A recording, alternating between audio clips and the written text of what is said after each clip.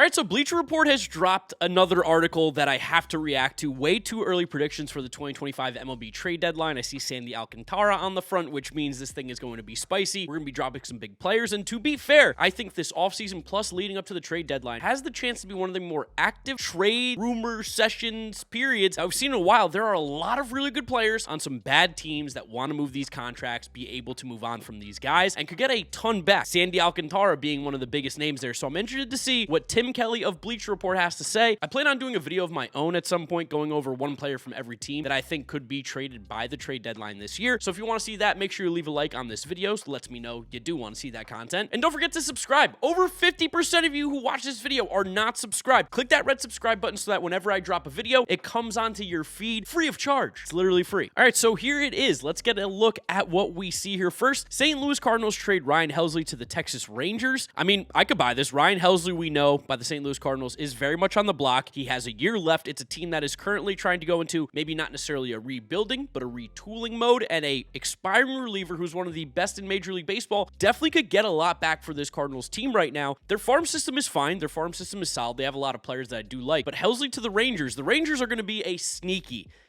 good team this year. I know they disappointed last season after winning the World Series. Feels like the clear and obvious World Series hangover. So I think that Helsley to them makes a lot of sense. Let's see what he's saying. The Cardinals have acknowledged they're taking a step back in 2025. That totally makes sense. Cardinals are ready to contend in 2026 and 2027, but a 30-year-old free agent upcoming. It really does make a ton of sense. I like Helsley a lot. He feels like a good fit. I wonder who is going to tell us who they think could be traded from the Rangers over. I mean, they have a pretty decent farm system. If there's any worries about what this Rangers team could look like in 2025, it's going to be the bullpen. They added Chris Martin, which is an arm that I like. They obviously have a lot of good arms on the starting pitching side, but in the bullpen, there definitely is a concern. He would be a very good closer for them to add, a high leverage arm. Surely they'd be able to get a prospect that's like lower in the system. You're not talking about like a top 5 prospect in the Ranger system at all for a rental reliever. Depends on when they get him at the deadline. Obviously, it'll be less than it would be if they do it in the offseason. I think this is a good fit. I think a lot of teams are going to be interested in Ryan Helsley as long as he's healthy. He is one of the best relievers available on the market, no doubt. Toronto Blue Jays trade Bo Bichette to the Atlanta Braves. I don't hate this. The one thing that's going to throw a wrench into this, and maybe you guys will know before or after, is whether or not the Blue Jays sign Pete Alonso. Because right now, I don't see the Blue Jays trading a guy like Bo Bichette unless they think there's a 0% chance they bring him back. I obviously think their focus is on bringing Vladdy back over a guy like Bo Bichette Jr.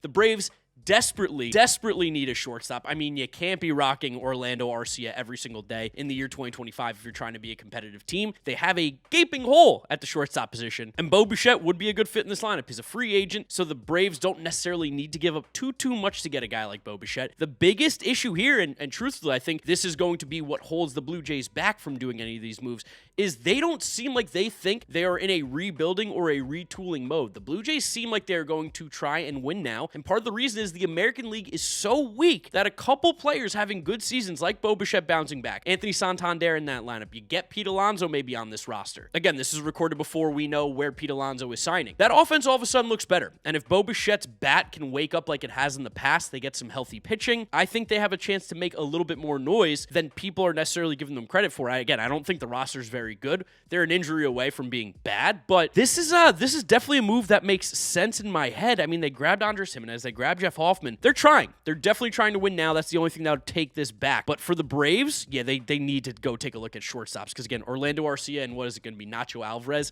I don't think that those can be the guys at shortstop this year. Unless they're just prioritizing defense, to which Orlando Arcia and Alvarez will give you good defense at shortstop. But they really want to be like competing with the Dodgers, they have to improve that position. All right, the Miami Marlins trade Sandy Alcantara. See, this one confuses me. Trade Sandy Alcantara to the San Diego Padres. We know the Padres are in a weird spot right now with the whole owner situation.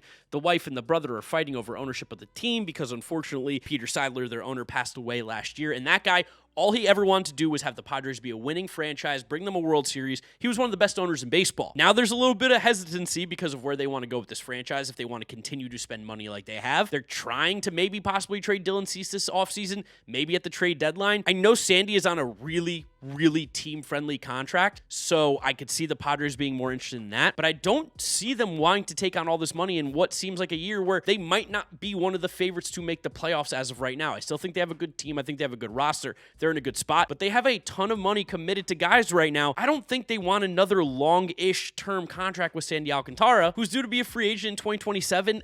It doesn't feel like the most favorable contract to me. Again, I think there will be a lot of teams interested in Sandy Alcantara. We know the Padres and the Marlins have a bit of a trade pipeline going on there from the last couple seasons. It does make a lot of sense, though. Like, if Sandy comes back healthy this year and looks good, the Marlins are going to move him 100%. Peter Bendix has shown that if there's anybody of value, he will go ahead and squeeze them for all they're worth, and Sandy kind of fits that bill. We just haven't seen him pitch in a year, so it's a little bit worrisome as to what could be of Sandy, and the last time we did see, he was down. He was not at that Cy Young caliber level that we saw previously. I like him as a pitcher. He's definitely going to get moved, I think, this trade deadline. If Dylan Cease is traded this spring, Sandy would replace his presence in the rotation. Even if Cease is retained for his contract year, adding Alcantara would give the Padres an ace in their rotation beyond 2025. Totally by those reasonings. I just don't know if the Padres are looking to do that right now while still having to pay him some money. It's, again, not a lot of money. It is a very team-friendly contract, but I think the reason they were so in on Roki, besides the talent, is the fact that he was going to be free and be an ace, where Sandy's still going to cost a little bit of money. At the end of the day, I love the idea of the Sandy Alcantara trade to the Padres. I think there will be better suitors and teams that will offer a lot more, because, again, he will be one of the most valuable pitchers available on the trade deadline market. Okay, next up, we have the Tampa Bay Rays trading Yandy Diaz to the Cincinnati Reds. Man, we've got the right players. I think we just got the wrong teams. Personally, Yandy doesn't really make any sense currently on the Cincinnati Reds roster. They have a ton of infield guys in this organization. First base, third base, DH. It feels like it's a little bit crowded, honestly, and I know Christian Encarnacion Strand took a step back last year, did not look good. Noelvi Marte looked terrible, so there are technically holes, but I think they're going to try and give those guys another shot, where Yandy Diaz, similarly, I think has fits on a lot of other teams that could use corner infield / DH help. So I don't see the Reds as the most likely landing spot for Yandy Diaz. Like, again, if the Mets don't have Pete Alonso, I think the Mets are a really good spot for Yandy. I think the Cubs could be a fit for Yandy Diaz if they want to move Michael Busch third base, or maybe they want to play Yandy there. Again, I wouldn't play Yandy at third base. I'd play him at first, but maybe they want to move Michael Busch to third. I think the Diamondbacks could be an option, especially with that DH spot open right now. I could see them being an option in the National League and the American League. I think everybody could use a Yandy Diaz besides like the Astros. Like, why would the Mariners not be all over Yandy Diaz? That one to me makes a lot of sense. Unless him and Randy really did have a lot of beef, maybe they wouldn't do that. There just feels like there's a lot of teams right now that could use a Yandy Diaz player more than the Reds. I think he will be traded at some point this year, though, no doubt. And especially because I think he has control for the next season too. Yeah, only $12 million for 2026. Like, he's free. He will be free. All right, Los Angeles Angels trade Taylor Ward to the Philadelphia Phillies. Again, I don't know if I love the fit here. The Phillies brought in Max Kepler, so maybe you're thinking this could be a platoon and they need a right-handed bat. But really, if you think about the National League East in terms of the best pitching, like Chris Sale's lefty, but it's like one pitcher. The Mets have Sean Manaea. That's one guy. I don't think you necessarily need to make sure your lineup has more right-handed bats in it if you're the Phillies. Like, the lineup's pretty damn good. Nick Castellanos is still there. They have to move him if they're bringing in Taylor Ward. I like Taylor Ward as a player. I think he'd be a great fit for a Phillies lineup that doesn't include Nick Castellanos. I don't know where he plays if they have Nick Castellanos and Max Kepler and Brandon Marsh and all these other guys they have in the outfield. Good player. Again, I don't love the fit. There are a lot of teams that I think could use a player like Taylor Ward in the outfield. He's really good. Criminally underrated player. I think he could get moved. I'm confused on what the Angels are trying to do, because you bring in Jorge Soler, you bring in Yusei Kikuchi, but then you trade Taylor Ward, who has, I think, at least another year of control on his contract. Yeah, I mean, he's a free agent in 2027, so that is confusing.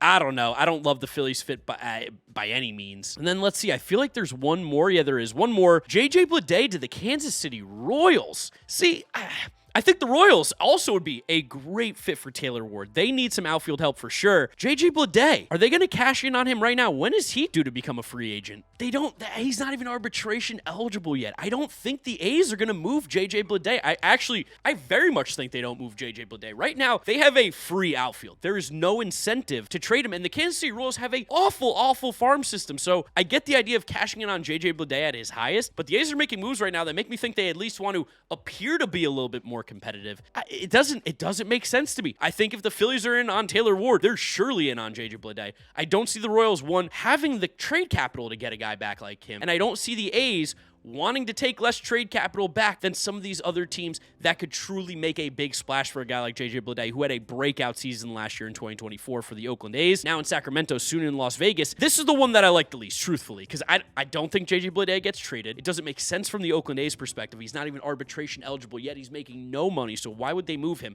That's not an A's move. They move these guys when they're going to get paid big bucks. He's not even close to that just yet, and the Royals would not have the best package. I know they have the trade between them with Lucas Erceg, but Erceg was a reliever, and I think based on what they got back, they had to make that move. I don't know. It doesn't really make sense to me. Royals, yes. Royals, it makes tons of sense. Oakland A's or Sacramento A's or just the Athletics now, I don't get it, truthfully, unless they're simply trying to cash in and they don't believe on JJ Bleday being that good of a player moving forward. But this article definitely got my brain moving, definitely got it churning. I'm going to drop my video going over one player from every team that I think will be traded this season. If you want to see that, make sure you drop a like on the video, subscribe to the channel if you enjoy the content, get in the comment section down below, let me know who you think could be traded this year, maybe someone we're not considering, and follow me on all my social media, at GiraffeNeckMarc, links in the description. That's where I'll wrap it up. You guys know the drill from here on out. YouTube recommends you watch this video. This is my most recent upload, so click through those if you have not yet seen them. Thank you guys for watching, and I'll catch you all on the next video. Bye.